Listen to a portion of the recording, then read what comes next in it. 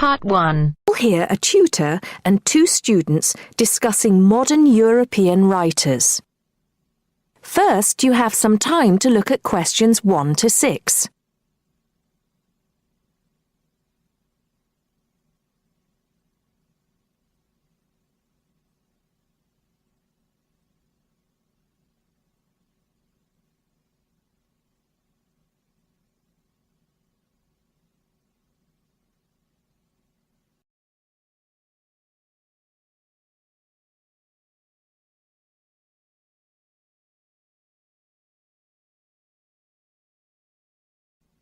Now listen carefully and answer questions 1 to 6.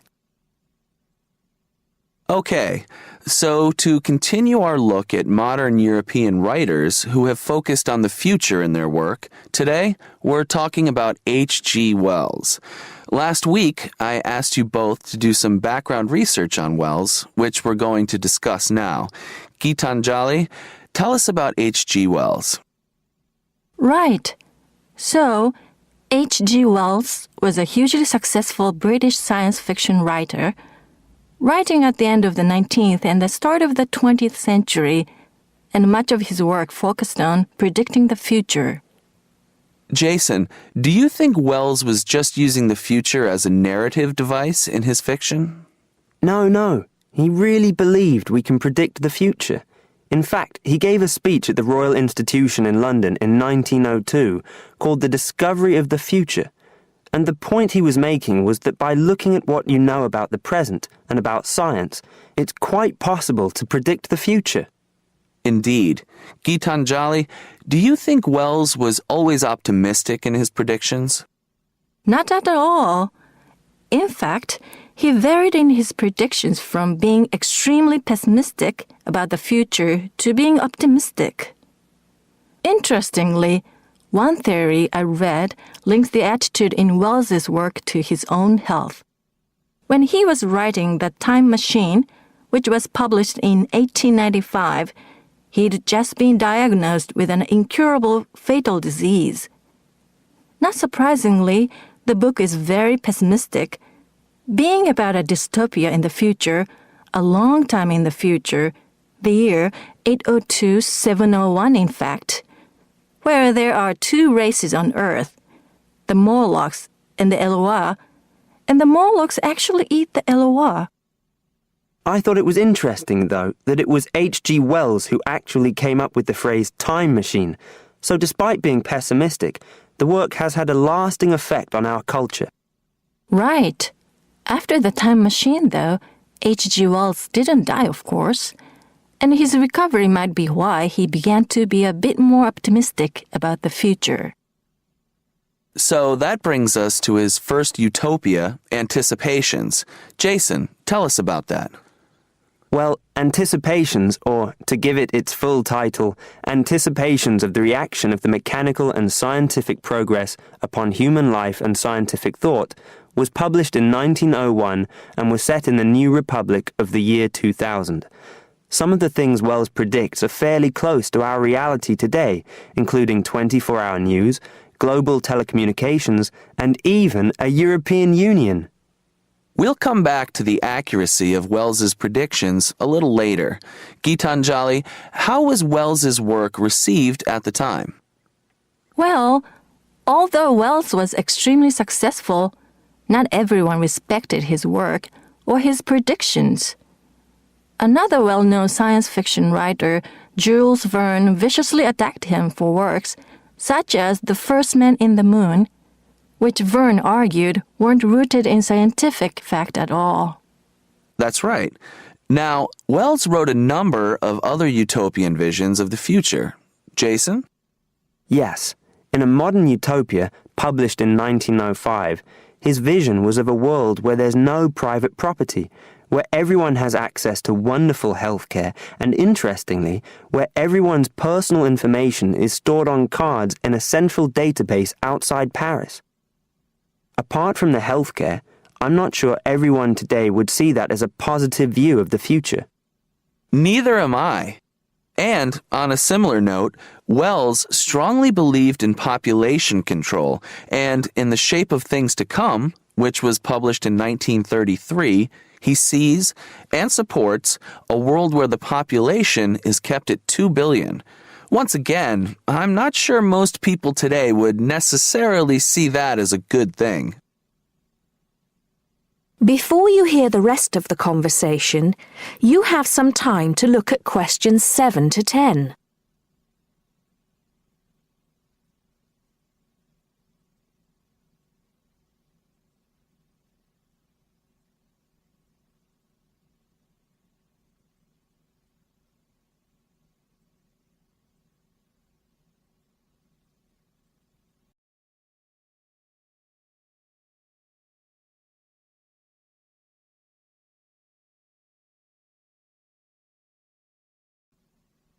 Now listen and answer questions 7 to 10.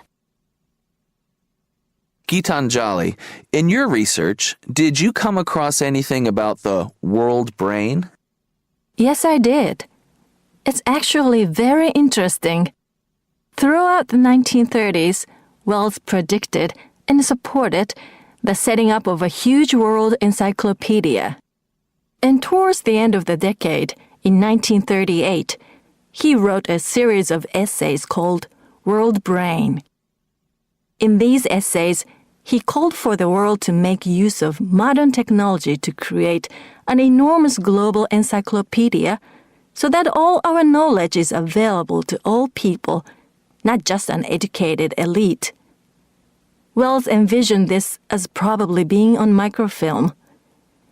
He thought it would allow anyone, anywhere in the world, to look at any book or any document.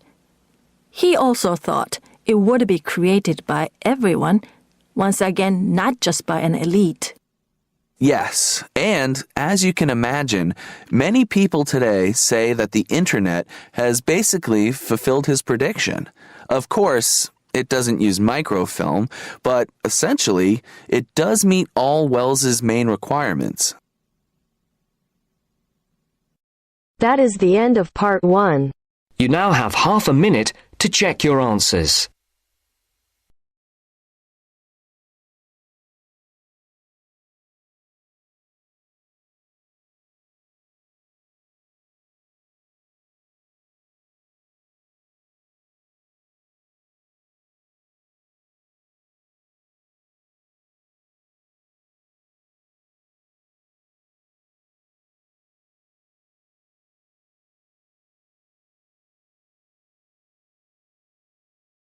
Now turns to part 2. Part 2. You are going to listen to a conversation between two students about preparing a questionnaire as part of an essay assignment. First, you have some time to look at questions 11 to 14.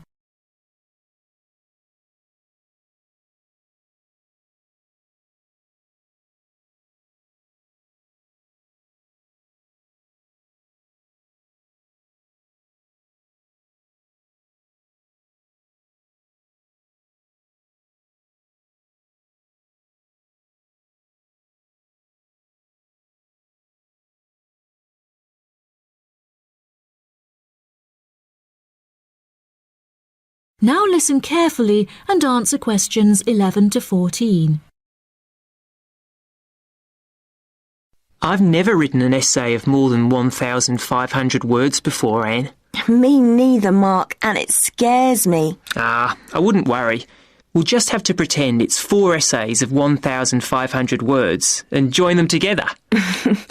It says here in the assignment notes Dr. Brightwell gave us that we're to write between 5,000 and 6,000 words on some aspect of students' attitudes, backed up by our own research, which we present in the form of tables, graphs, charts or whatever, and supported by reference to the list of books she gave us.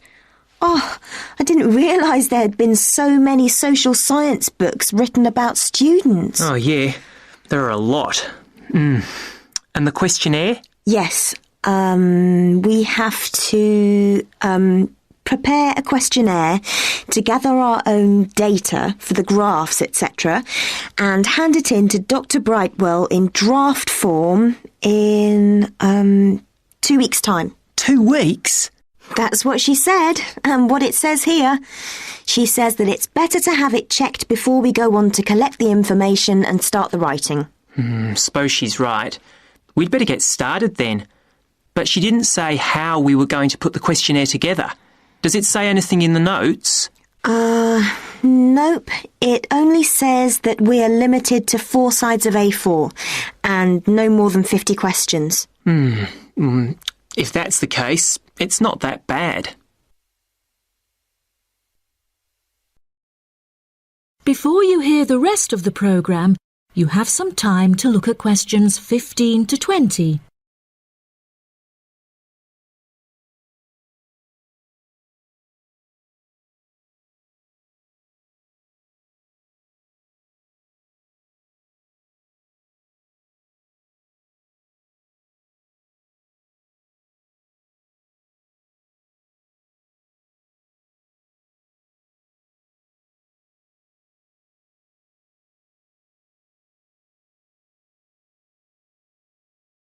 Now listen and answer questions 15 to 20. So, how are we going to do it? Well, first we need to know who we're aiming it at. Then decide how many questions we're going to ask. I think we could have about 40 questions maximum. I don't think there's any real need to go up to the 50 limit. And I think we should keep the questions themselves very simple. Don't worry. In my case, they will be. We could have a mixture of question types, like multiple choice questions. Yes, no, and agree, disagree, with boxes for people to tick. If people are asked to write down anything, it's unlikely they will fill it in. So, are we going to give this questionnaire out to people to hand in?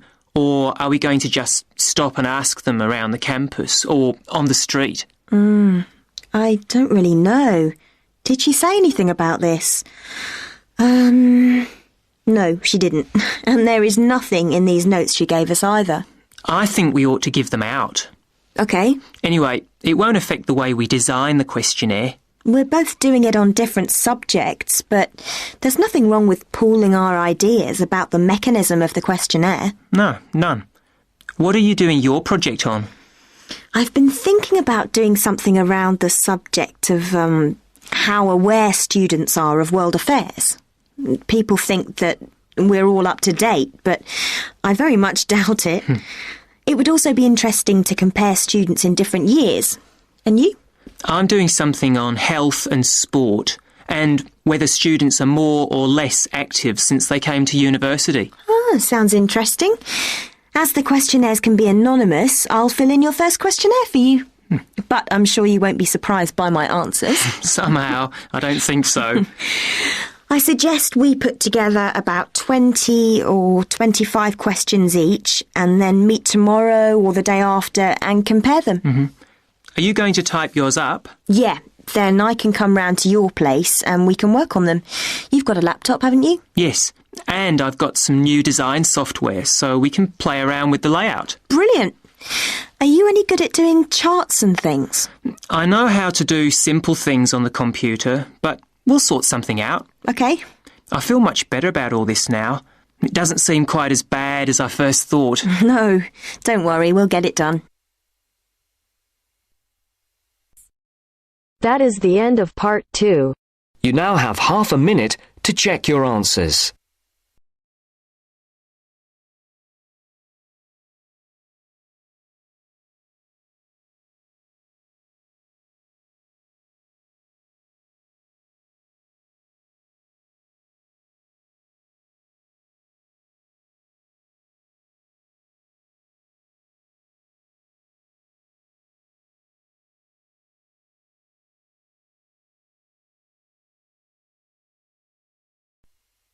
Now turns to part 3.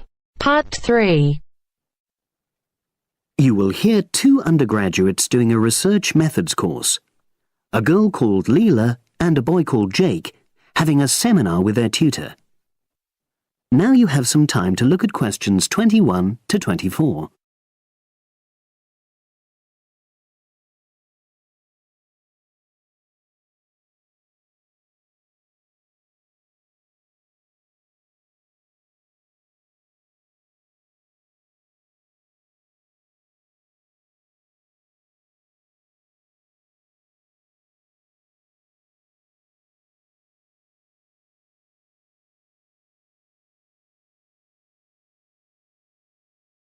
Now listen and answer questions 21 to 24.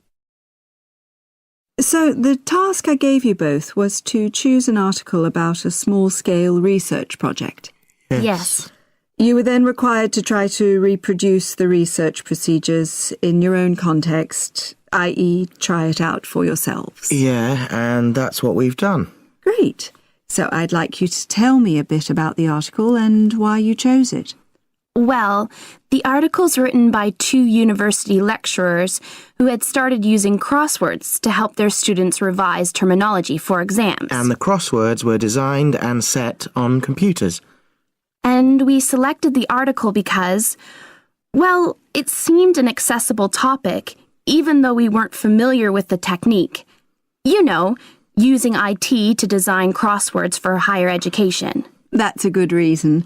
So these lecturers wanted to see how well this innovation was received by their students. Yes. So how did you go about reproducing the research? Well, we drew up a list of terms from one of our own modules and designed a crossword for revising these terms. Then we asked our classmates to try out the crossword and give us feedback, their opinions on how they felt about using the technique. Was it easy to find participants? It wasn't easy at first, but then we convinced them that by taking part in the research, they were actually benefiting themselves by preparing for an exam, which is coming up later this term. And it worked. Good. So how did you find out what the students thought about doing the crosswords? A questionnaire. The original article used a 2-page long questionnaire. There were lots of excellent questions on it, but the whole section on difficulties using IT is now obsolete. Old-fashioned even though it had only been written a couple of years ago. So you designed a shorter version? Yeah. Then we sent it to the 40 students by email and got 28 replies. I was taken aback by the fact that everybody we talked to thought this was a good return. I mean, the responses were well written. People had taken a lot of care, but I was really disappointed with the low numbers. Yes, an important lesson to learn for an apprentice researcher. Yeah. Now you have some time to look at questions 25 to 30.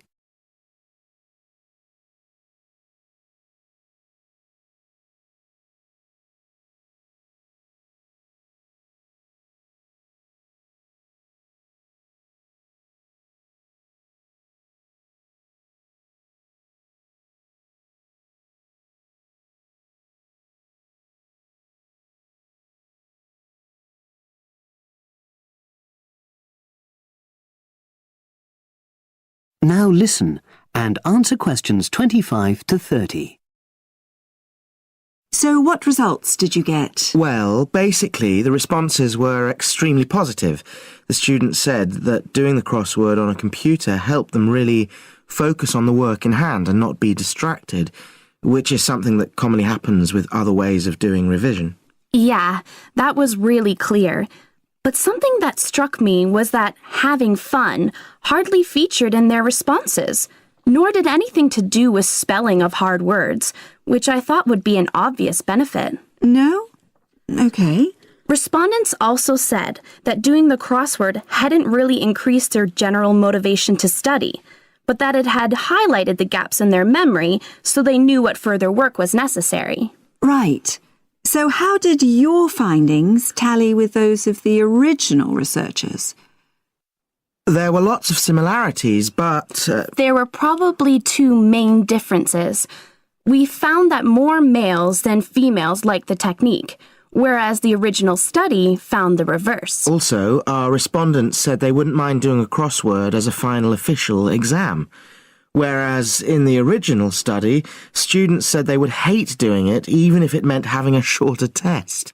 But of course, both sets of respondents said they'd be interested in doing more crosswords for informal purposes, revision and so forth. Right. So let's have a think about the whole project and what you've learned from doing it. Well, it was very time-consuming. Yeah. And I don't think we managed that aspect very well. It could have been worse. I mean, we didn't have a lot of data, so we didn't have to spend ages processing it.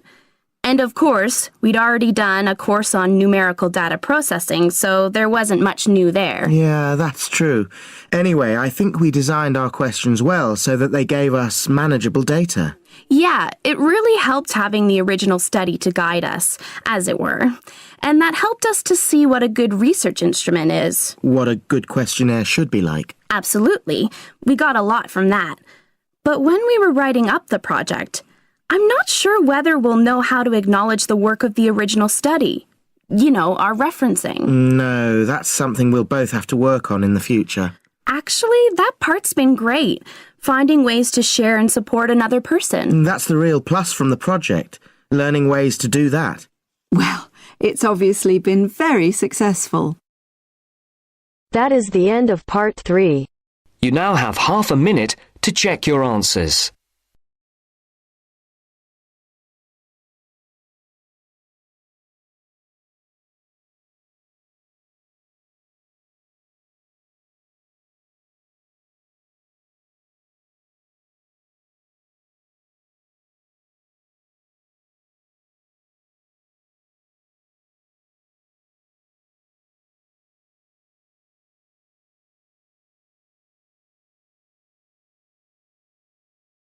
Now turns to part 4. Part 4. First, you have some time to read the questions. 31 to 36.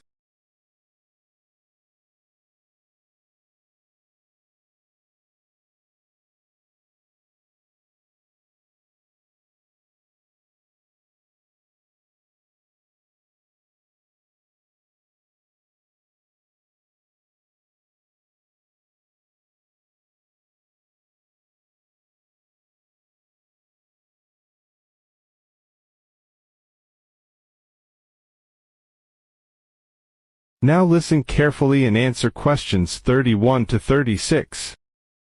These days, we know a lot about contaminated air, contaminated water, and so on.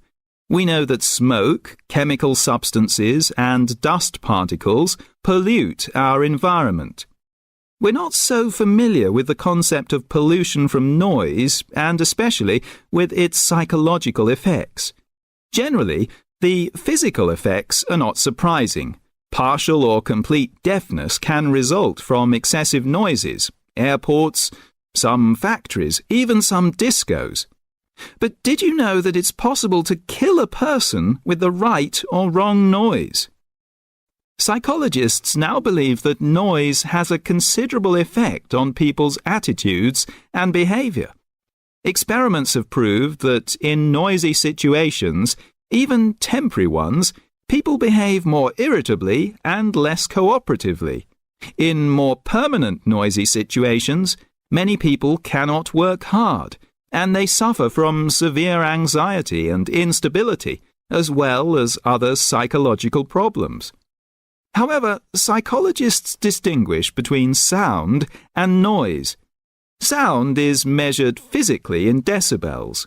Noise cannot be measured in the same way because it refers to the psychological effect of sound, and its level of intensity depends on the situation.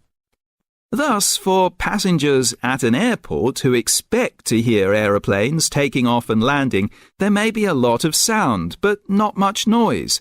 That is, they're not bothered by the noise. By contrast, if you're at a concert and two people behind you are whispering, you feel they're talking noisily, even if there is not much sound. You notice the noise because it affects you psychologically. Both sound and noise can have negative effects. But what is important is if the person has control over the sound. People walking down the street with stereo earphones listening to music that they enjoy are receiving a lot of decibels of sound, but they're probably happy hearing sounds which they control. On the other hand, people in the street without stereo earphones must tolerate a lot of noise which they have no control over. It is noise pollution that we need to control in order to help people live more happily. Listen to the following talk about man and apes. First, you have some time to look at the questions. 37 to 40.